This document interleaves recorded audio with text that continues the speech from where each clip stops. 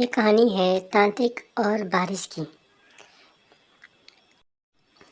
एक गांव था जहां एक तांत्रिक रहता था। वो तांत्रिक ऐसा था, जब भी वो डांस करता तो बारिश होने लगती थी। वो डांस करता और बारिश होने लगती थी। गांव वाले उससे बहुत खुश थे और जब भी गांव वालों को बारिश करानी होती तो वह तांत्रिक के पास आते और बारिश कराते।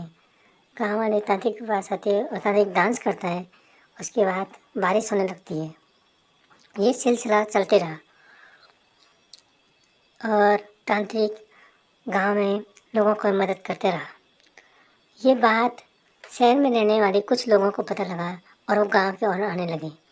उन्होंने गांव में आकर कहा कि अगर ये तांत्रिक सब झूठे हैं, तांत्रिक बाबा झूठा है, क्योंकि अगर हम भी डांस करेंगे तो तब भी बारिश होगी।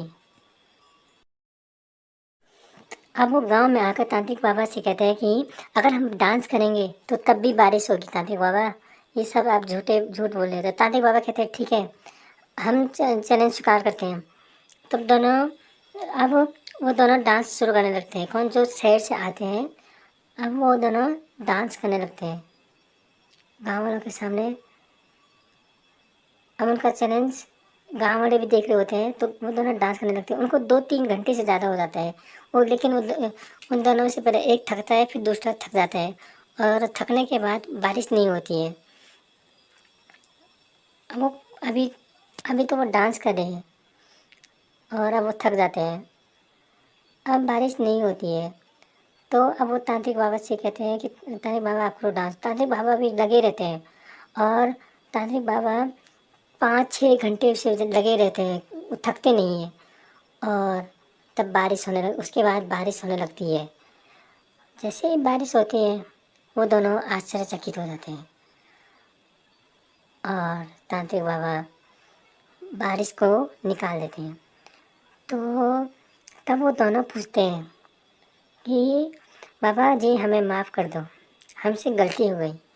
आप ये बताओ आपने ये कैसे किया? प्रयास तो हमने भी किया और